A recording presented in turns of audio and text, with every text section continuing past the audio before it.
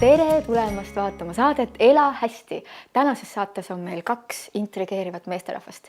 Üks neist on selline, kes oskab mängida maaenergiatega ja on ise olnud praana toidu peal. See tähendab, et ta on söönud ainult päikesevalgust ja armastust.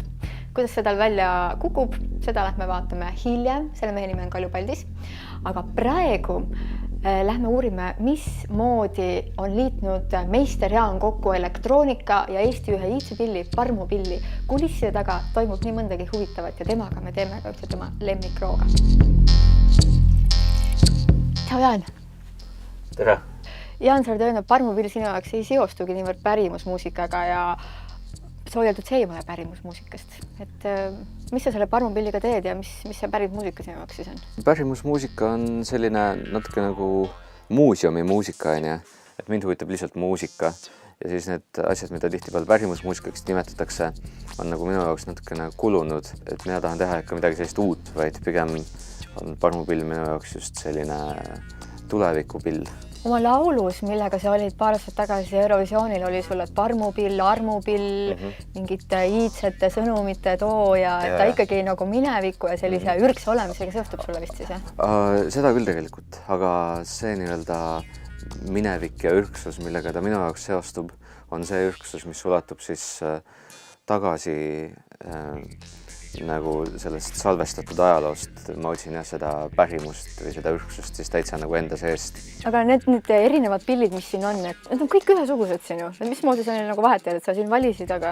No need on erinevad helikõrgused, et mõned on kõrgemad, mõned madalamad ja see näiteks on üsna selline tummine, tugev ja tummine pill, mis tõesti vibreerib üsna palju suus ja kui seda nagu hästi pikalt monotoonselt mängida, kuidagi niimoodi on ju. Ja kui seda nüüd tund aega järjest teha, siis kahtlemata sellel ikka mingisugune efekt on. Lähed trantsi ära? Jah.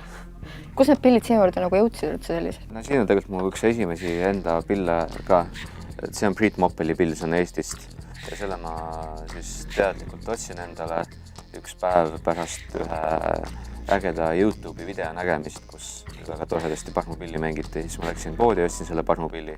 See on selline natuke kallim pill kui need kõige odavamad, mida sealt suveniiripoest saab. Ja siis sellest läksid asjad nagu edasi. Näiteks see on Austria pill. See on hea selleks, et mängida meloodia moodi asju. Näiteks okei, vaatame, kas saab aru, mis meloodia on.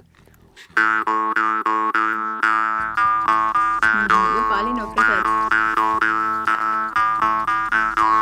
Jah, on jah. Aga mis see on? See on siis nagu Aasia tüüpi pill. Et selliste pillide eelkäijaks olid sellised pillid.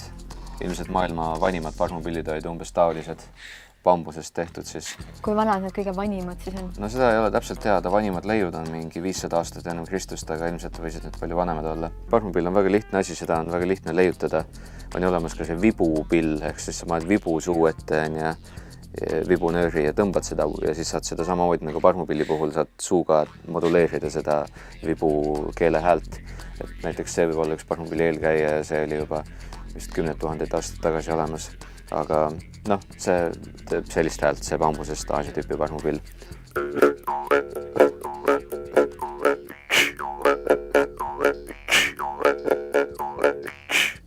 Sellega saab teha nagu diskomuusikat. Et parmupill ei olegi üldsegi Eesti pill. Tegelikult see on juba maailmas eri kohtades väga ammu olemas olnud. Ja on küll, et Eestist on umbes ilmselt 12. sajandist alates olemas olnud ja see on ka üsna vana, nagu üks Euroopa vanimaid leide on Eestis. Aga sellegi poolest üsna kindla peale on ta ikkagi tulnud Kagu-Aasiast või sealt kandist. Näiteks need on hästi populaarsed praegu. Vietnamist.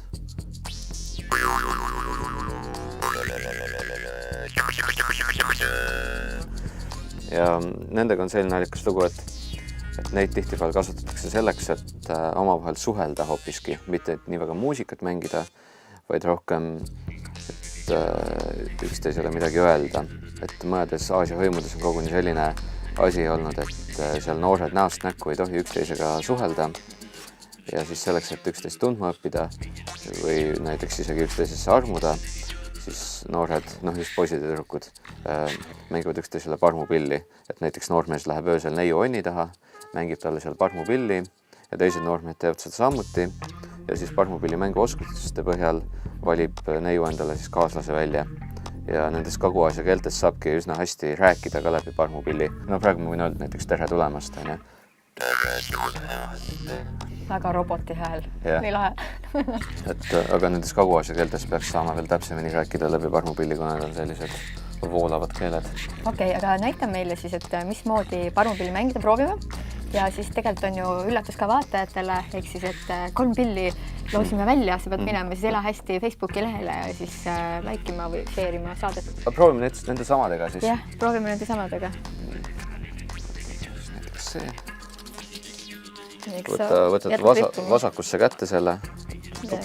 Vasakusse kätte või? Kui sa oled paremkäeline. Jah. Nii, ja siis paned huulad siia kohta ja niimoodi ja nüüd tõmbadki. Ja. Aga sul tuleb päris hästi välja alguse kohta tegelikult. Tee suu natuke rohkem lahti ja hinga nagu voolamavalt, mitte nagu võid kuidagi. Või proovid öelda O, mis on nagu kõige madalam keeleasend ja I, mis on kõige kõrgem. Kuidas sa tegid praegu? Praegu ma liigutasin keelt nagu O ja I vahel. O-I-O. Nagu. Okei. Jah. O-I-O võib teha. Või siis lihtsalt.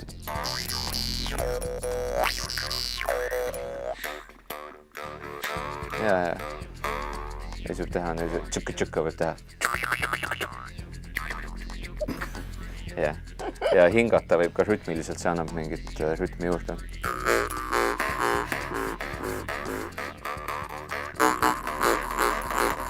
Kaua sa jaksad mängida seda ühe korraga?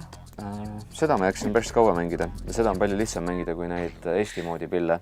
Et Eesti moodi pillid peab kõvasti vastu hambaid suruma, aga sellest ei väsigi põhimõtteliselt ära. Väga kihvtid pillid. Nii, ühesõnaga, kes tahab seda saada? No mitte päris seda, siis on ju, selle me juba kasutasime ära, ilmselt siis on mingid muud, aga kes tahab saada pilli, siis Facebook Ela hästi TTV.